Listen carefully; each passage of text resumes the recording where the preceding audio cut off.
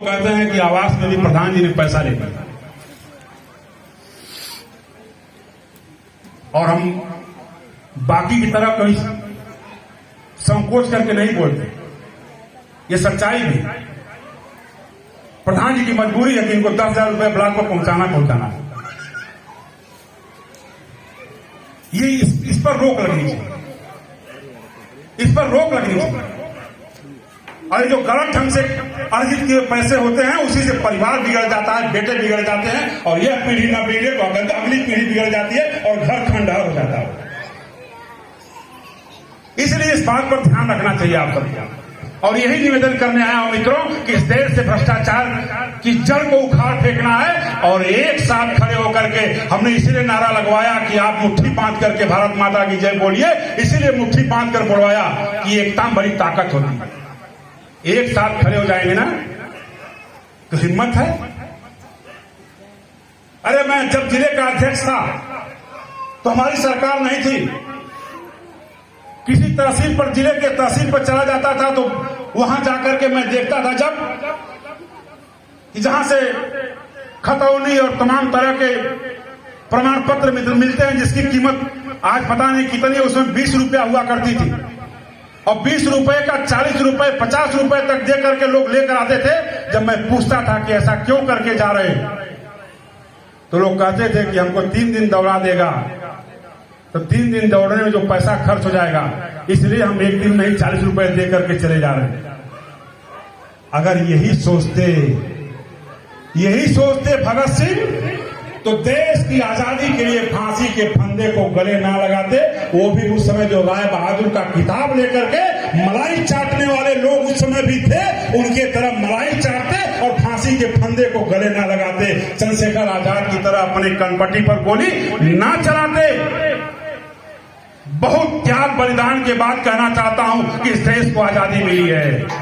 इसलिए मेरा निवेदन करने आया हूं कि भ्रष्टाचारियों को उखाड़ फेंकने के लिए, चाहे उस समय के भ्रष्टाचारी हो और चाहे आज भी कोई भ्रष्टाचार में अधिकारी कर्मचारी सहित हमारे पार्टी से जुड़ा हुआ भी कोई नेता अगर भ्रष्टाचार में संलिप्त हो तो उखाड़ फेंकने के लिए प्रधानमंत्री जी के ऊपर कोई आरोप नहीं है, मुख्यमंत्री जी के ऊपर कोई आरोप नहीं है। मैं चाहता हूं कि इस देश को पवित्रता के साथ सभी जहां रहे पवित्रता के साथ दिखाई दें। वही पवित्र प्रतिमूर्ति के रूप में हम सब एक दूसरे से मिलते हुए एक दूसरे को दिखाई दें। इस नाते कहना चाहता हूं कि हम सब उखाड़ फेंकें। इसलिए एक कहानी सुनाना चाहता हूं, पैसा कब काम आता है। 2 हमारे पिताजी की तरह बुजुर्ग एक स्टेशन पर उतरते हैं। उतरे तो एक बेंच पर बैठ गए, जैसे बेंच लगाए बैठ गए, स्टेशन में बेंच होता है ना, बैठ गए। बैठने के बाद सुबह उनको एक आदमी देखा कि ये दोनों यहां उतर के बैठे और वो व्यक्ति जब शाम को आया तो देखा कि अभी भी वहीं बैठे हुए हैं।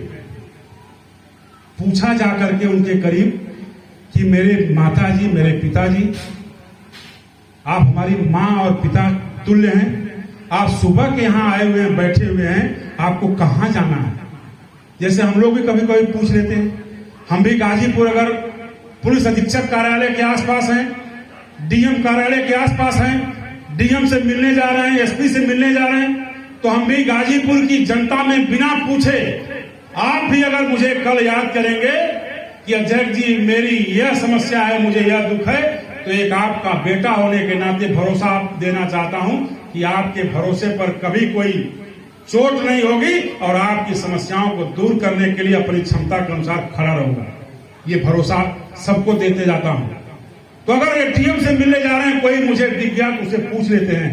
देख लिया कि कोई मायूस जैसा दिख रहा है, कोई दुखी चेहरा है, पूछ लेते हैं कि भैया तुम्हारी कोई परेशानी तो मुझे बताओ। अगर कोई बता देता है तो डीएम यहां जाकर के उसकी बात कह देते हैं। वैसे ही उस बेटे ने भी पूछा कि 2 बैठे हैं, सुबह के आए और शाम तक बैठे हैं, पूछा क्या बात है।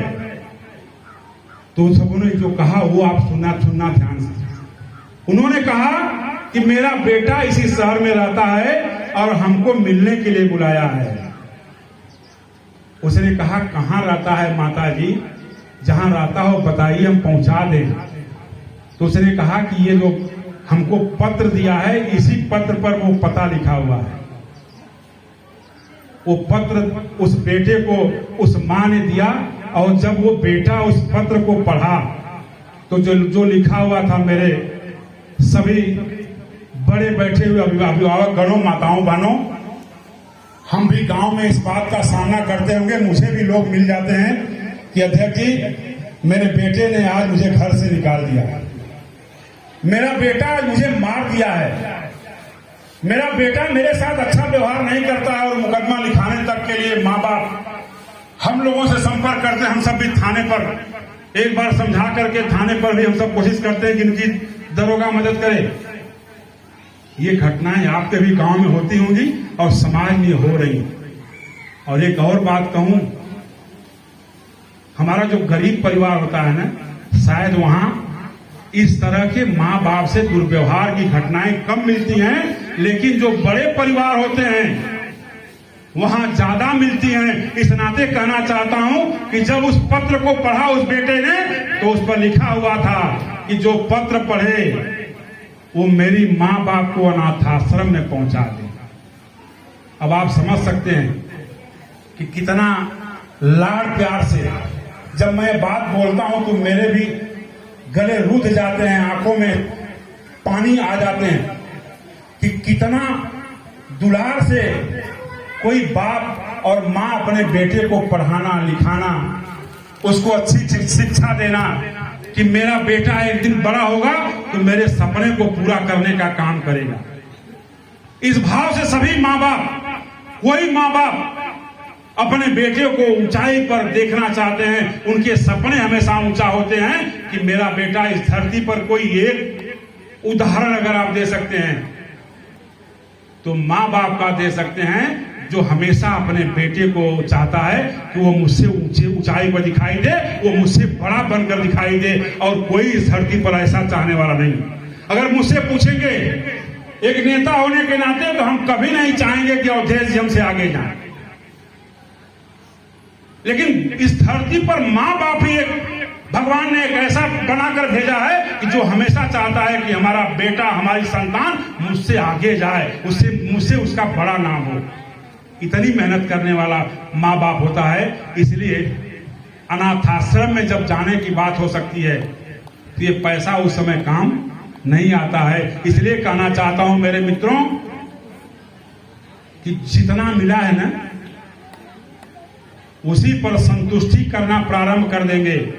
जो आपके पास है उसी में शांत भाव से और घर में खुशहाली के साथ, मैंने तो जो पढ़ा है वो बोल रहा हूं कि बड़ा घर होना ये कोई बड़ी बात नहीं है। बड़ी बात वो है कि जिस घर में बड़ी खुशहाली हो, मुझे लगता है वो ज्यादा बड़ी बात है। तो घर में खुशहाली के लिए काम करना है। और खुशहाली कब आएगी?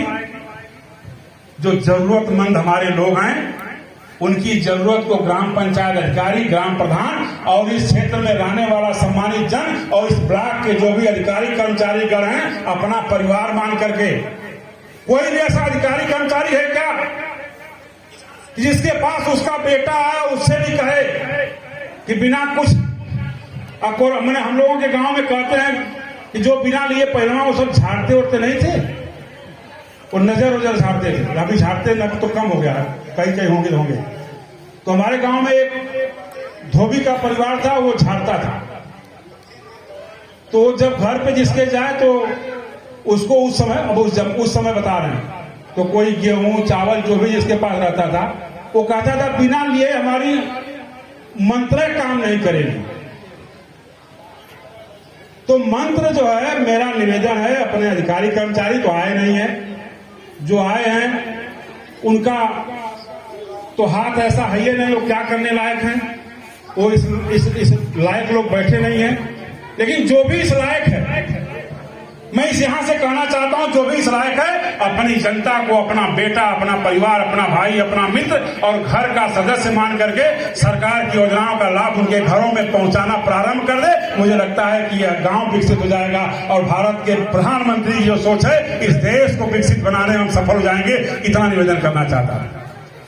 मित्रों, मेरी बात समझ में आई कि नहीं आई? आई। इसलिए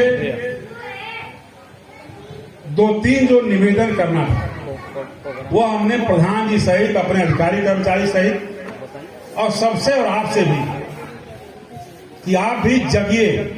हम तो जहां जा रहे हैं सबको केवल जगाने जा रहे हैं।